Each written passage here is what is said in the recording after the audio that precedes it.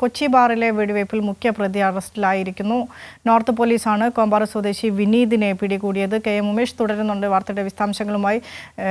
ഉമേഷ്, ഈ സംഭവത്തിന് ശേഷം പ്രതി ഒളിവിലായിരുന്നു. പോലീസിന്റെ നിരന്തരമായ ഒരു അന്വേഷണത്തിനൊടുവിലാണ് ഇപ്പോൾ ആ പ്രതിയെ പിടികൂടാനായതല്ലേ?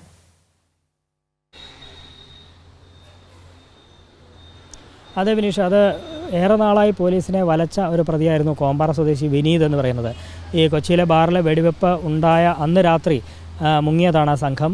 5 അംഗ സംഘമാണ് കാറിലുണ്ടായിരുന്നത്. കാറിലെത്തിയ സംഘമാണ് കൊച്ചിയിലെ ഇടശ്ശേരി ബാറിൽ വെച്ച് ആക്രമണം നടത്തുകയും അവിടെ വെടിയുതിർക്കുകയും ചെയ്തത്. 2 ബാർ ജീവനക്കാർക്ക് ഈ വെടിവെപ്പിൽ പരിക്കേൽക്കുകയും ചെയ്തു. അതേ തുടർന്ന് ഈ സംഘം മുങ്ങി. എന്നാൽ ആ സംഘത്തിലുണ്ടായിരുന്ന 4 പേരെയും പല ദിവസങ്ങളിലായി പോലീസ് പിടികൂടി. ആദ്യം 3 പേരെ പിടികൂടി, പിന്നൊരാളെ മറ്റൊരു ദിവസവും പിടികൂടി. ഇവരെ ഒളിവിൽ കഴിയാൻ സഹായിച്ചവരെ അടക്കം പോലീസ് പിടികൂടി. അപ്പോഴും ഈ 1-ാം പ്രതി, മുഖ്യപ്രതി, അതായത് ഈ ബാർ ജീവനക്കാർക്ക് നേരെ വെടിയുതിർത്ത വിനീത് എന്ന പ്രധാനപ്പെട്ട പ്രതി കാണാമറയത്തായിരുന്നു. അയാൾ പോലീസിനെ കബളിപ്പിച്ച് പലയിടത്തായി ഒളിവിൽ കഴിയുകയായിരുന്നു.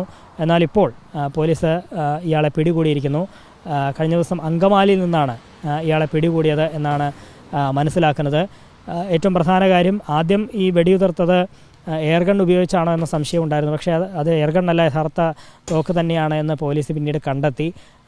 അങ്ങനെയാണെങ്കിൽ ഇത് ലൈസൻസുള്ള തോക്കാണോ, ഇയാൾക്ക് എങ്ങനെ ഈ തോക്ക് ഉപയോഗിക്കാൻ കഴിഞ്ഞു തുടങ്ങിയ കാര്യങ്ങളൊക്കെ അന്വേഷിക്കേണ്ടതുണ്ട്. മാത്രമല്ല, ഇയാൾക്കെതിരെ മറ്റ് പല കേസുകളും നിലവിലുണ്ട്. ഈ സാഹചര്യത്തിൽ ഈ കേസിൽ, ഈ ബാറിലെ വെടിവെപ്പ് കേസിൽ ഇയാളുടെ അറസ്റ്റ് ഇന്ന് തന്നെ രേഖപ്പെടുത്തി കോടതിയിൽ ഹാജരാക്കുകയും ഇയാളെ കസ്റ്റഡിയിൽ വാങ്ങാനുള്ള നടപടി അത് അതിവേഗം പോലീസ് ആ നടപടിയും വേഗം ഉണ്ടാകുമെന്ന് തന്നെയാണ് കരുതുന്നത്. കാരണം ഒട്ടേറെ കാര്യങ്ങൾ ഇയാളിൽ നിന്ന് അറിയേണ്ടതുണ്ട്. ഇയാൾ ഒളിവിൽ കഴിഞ്ഞത് എവിടെയാണ്, ഇയാൾക്ക് തോക്ക് എവിടെ നിന്ന് ലഭിച്ചു, അതിന് ലൈസൻസ്. ശരി ഉമേഷ്, വ്യക്തമാണ്. കൊച്ചി ബാറിലെ വെടിവെപ്പിലെ കേസിലെ മുഖ്യപ്രതി കൊമ്പനാട് വിനീത് എറണാകുളം നോർത്ത് പോലീസിന്റെ പിടിയിലായിരിക്കുന്നു. KM ഉമേഷാണ് വാർത്തയുടെ വിശദാംശങ്ങൾ നൽകി വന്നത്.